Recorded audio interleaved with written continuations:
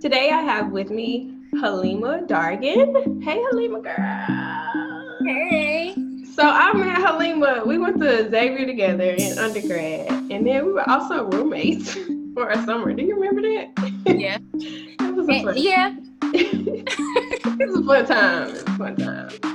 So before we get into the interview part, I want to do this little game. It's supposed to be icebreaker. We're gonna see how it goes. So you have you have 2 minutes, and it's called A to Z. So since you are in wellness and counseling, you're gonna name anything dealing with wellness, counseling. I guess you're an education too, so anything dealing with education from A to Z. See how many you can name. You ready? As ready as I'm gonna be. And go. A. Adler, Bandura, catatonic, demonstrate,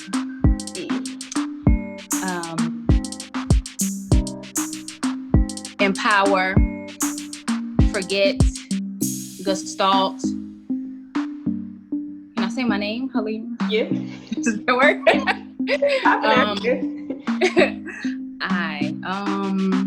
Investigate. Jerica, that's my best friend, and she's in wellness too. Yeah. So I'm gonna take that one. K. Kids. I work with kids. Love. Money. You do really well. Nostalgia. Okay.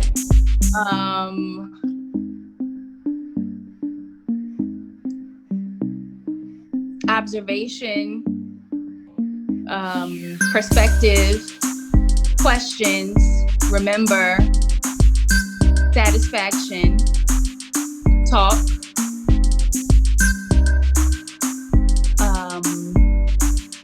upside down, umbrella. Umbrella could be an umbrella of things.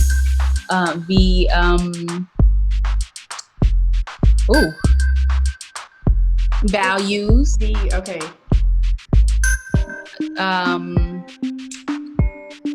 W. Weapons. UVWX. Xenophobia. Yelling. Zones of regulation. Girl, you hit it. You did all of them. I was like, what? Shut up. Girl. That was hard. Oh, that's awesome. So the first 3 things you said. I like that. We rocking and rolling. ABC. Those 3 things, I have no clue what they were. But do you remember what you said? Adler, Bandura, and did I say catatonic? That's more like a physical disability. But Adler, I operate from an Adlerian perspective in counseling. Bandura is there's a theory of behavior. He's a theorist in psychology, and catatonic is I guess it relates to wellness or mental health. It's like when you're completely unable to move any parts of your body. Oh, wow. It's a state. Oh. So, Halima, tell us about yourself. Well, I'm originally from Brooklyn, New York, born and raised. I moved to New Orleans in 2009, less than a month after I graduated high school, to start at Xavier. I had never been to Louisiana at that point.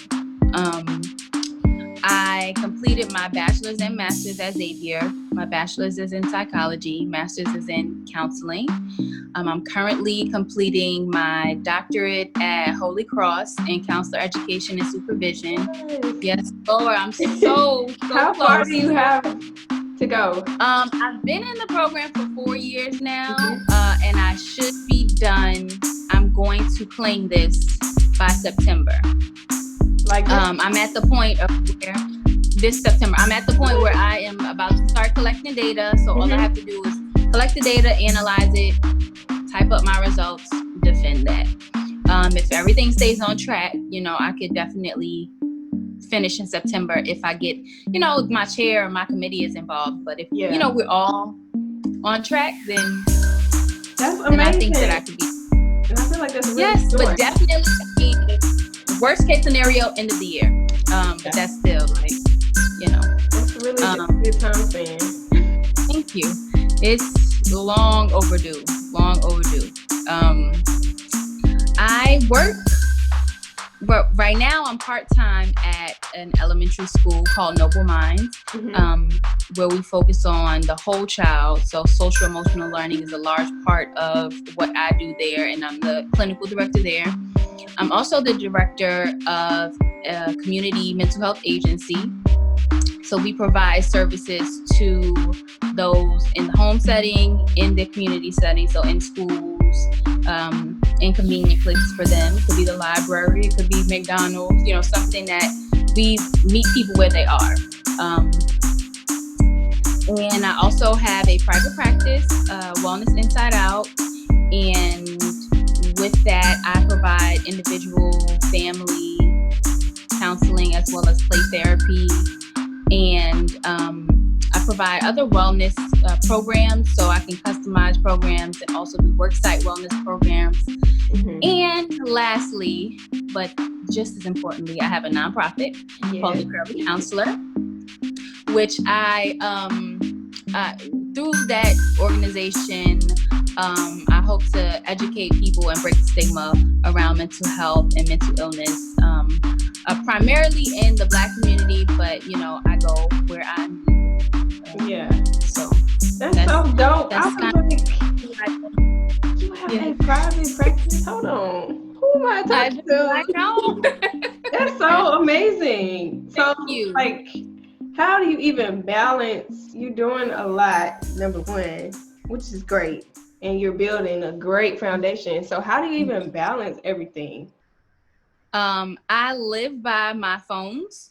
So the calendars in my phone. I think that I've had a lot of practice with this. So even when I started working, when I came down here, not immediately, I think around my junior year, I went back to work, or sophomore year. So then I had to manage working and going to school full time. And then I was volunteering. So then it was managing, working, and volunteering and going to school full time. So I think I've had a lot of practice with doing a lot at one time. I kind of thrive in structure. So I like my schedule to be full. When I have a lot of downtime, I get bored. And also, if I get too complacent, then I just don't want to do anything. Like I need to keep the energy going. So as far as balance, is keeping my schedule full, which I know it kind of sounds counterintuitive, but keeping my schedule full, living by my planners. And it's not easy. I mean, I have double booked, I have overlooked, I have made mistakes, but it works well for me. And I really like it this way. I like it this way. I get to do a bunch of different things and keep my passion, all of my passions satisfied. Yeah. You're doing great, girl. And like, you're young. We're both young. I'm just scared, like, wow. 10 years from now, Halima gonna be on the TV show talking about some counseling this child, psychoeducation. Yes. I could have said that for peace, psychoeducation. See, I'm sleeping. But I hope so. From your lips to God's ears. I definitely put in the work. So I just hope that, in the time it will show. How did you become interested in psychology? Was that your first choice? No. My absolute first career I ever thought I would have was a lawyer. I had this idea that a lawyer in a fancy car, like that's what I needed. I have no idea where that perception came from. No idea. But like nobody in my family is a lawyer. Like, well, I have one person, but I didn't know her at the time. So I don't know where that came from. And then I wanted to be a doctor. That's why I went to Xavier. I wanted to be a pediatrician. So I've always loved children. And then I got into biochemistry and all of those other high sciences, intense sciences. And I was like, I don't know if this is for me. I could do it, but it just didn't come as natural. I was like, I think everybody that went to Xavier for the most part had been the smart kid at their school. But when you get there and you get into what it actually is, and you're a smart kid amongst thousands of other smart kids, you realize, maybe, let me get into something else. Yeah. Let me humble myself. Okay. But then I realized, it didn't come natural. And I hate to say like I had to work too hard, but it wasn't satisfying. Like when you do hard work and it's satisfying, that's one thing. But when you do hard work and you're still only making B's and C's when you're used to making A's and A pluses and outshining everything, it does something to your psyche. So I was like, nah, this is not for me, but I still want to help people. And I started to think, well, how can I help people? And it just led me to counseling. I, had some personal experiences. Like there were things that I went through with my mom and then with just being raised by my grandfather. And it kind of made me think like, I want to be the person that I didn't have. And how can I do that? And then I stumbled upon counseling and then just kind of learned everything else as I went.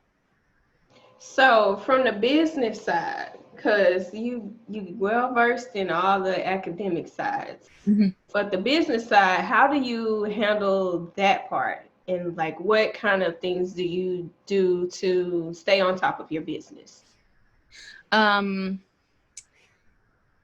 So it is a difficult balance. I think that's something I'm still learning because, like you said, I have, the book knowledge. I know what I can sit down with someone and have a counseling session, but operating the practice and managing a nonprofit, that's all fairly new to me at this point. I've been doing it maybe a few years now with the nonprofit, but the business itself, I started in July of last year. So it's all very new to me. I'm not afraid to learn. And that's one thing about me. I think that's why I've been growing at this pace that I've been growing because I'm not afraid to ask questions. I want to know more because I want more. So I'm not afraid to say, well, I don't know that. I think that a lot of people are scared to say that because they have a preconceived notion of what that means if you don't know something, but you can't know it unless you ask. And you can't know it unless you do the research. And of course, I have the research thing down, but the practice of it always looks a little bit different than what's in the textbook. So what's on the websites and stuff like that. So I think surrounding myself with people who are where I want to be is very important to managing the business end and not being afraid to ask questions. And what keeps you motivated? Like, how do you keep going every day?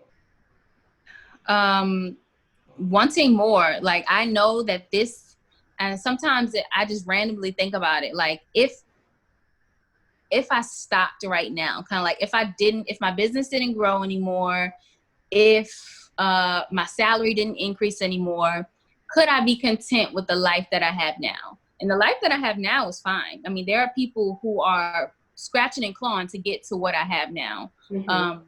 But it's just not enough for me. And that is motivation. And please don't get me wrong. There are some days where I don't want to get out of bed, or I don't want to finish a paper, or I don't want to deal with anybody's children. And on those days, it's really just about taking it minute by minute. Like, I don't want to get up, but I know that I need to get paid. In those crucial moments when you're telling yourself, like, when you don't want to get out of bed, telling yourself, well, you want that mansion in 10 years, that's really not going to get you out of bed, or it doesn't get me out of bed. It's like, okay, that's not, okay, yes, I do want the mansion, but I could probably call out today and still get the mansion. Right, I'll be okay. Right, so it's just like,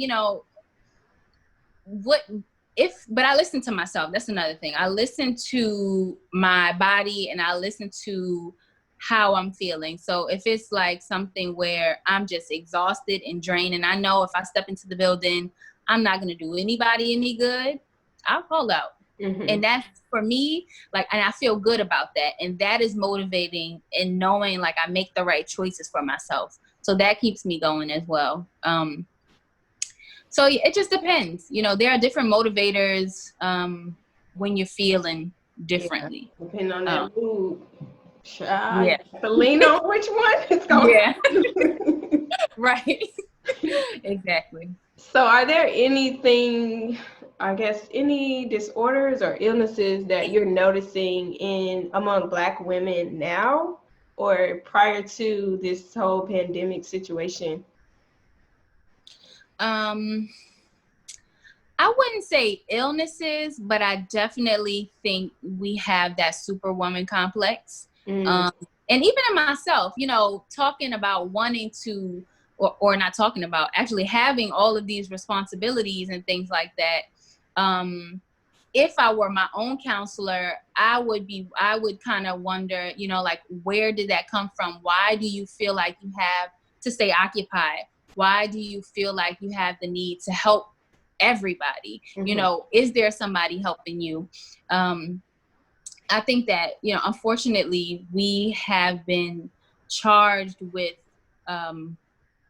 taking, you know, you're not going to do it right, so I'm just going to do it. And then we've kind of like continue with that, and that we can't really trust anybody. We feel like we can't trust anybody to help us carry the load.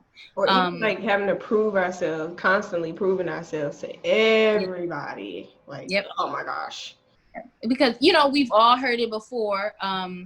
You have to be 10 times as good as your counterparts to get the same thing, you know. And I think that plays a part in it as well in the work area. And then in like relationships and family and things like that.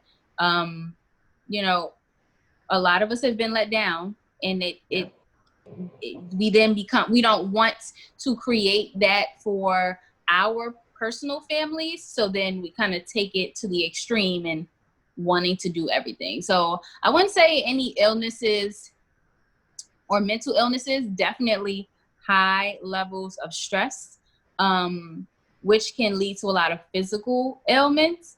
But that superwoman syndrome, I think that is something that Black women struggle with a lot. And that creates stress and anxiety in itself. Is there a wellness strategy that you wish was trending? I know self-care is like a big deal right now. I don't know if that's considered a strategy, but is there a wellness strategy that you wish was trending that would be helpful to everyone right now?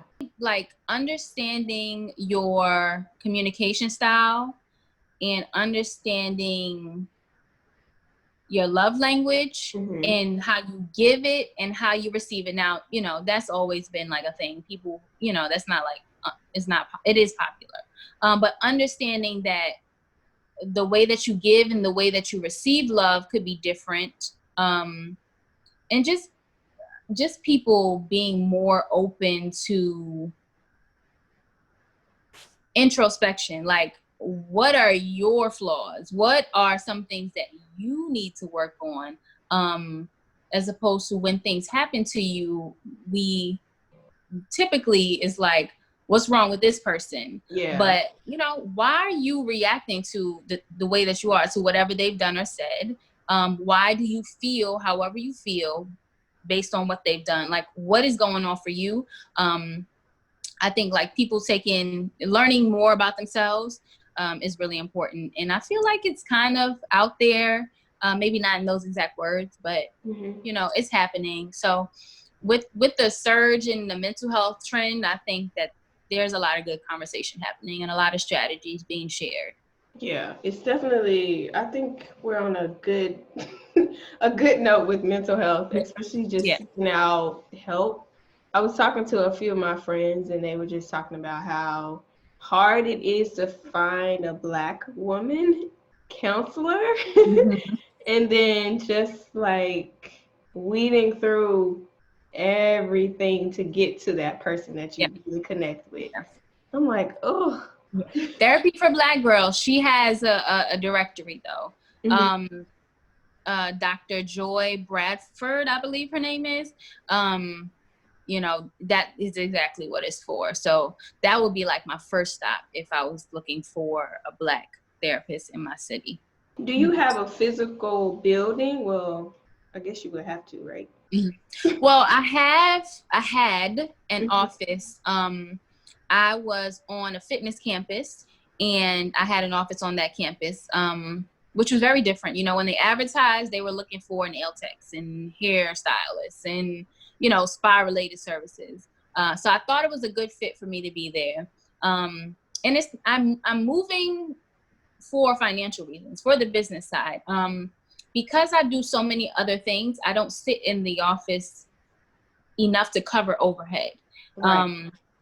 So I think that it makes, I think it makes the most sense to work out of one of the two offices I already have, in the school or with the other company that I work for.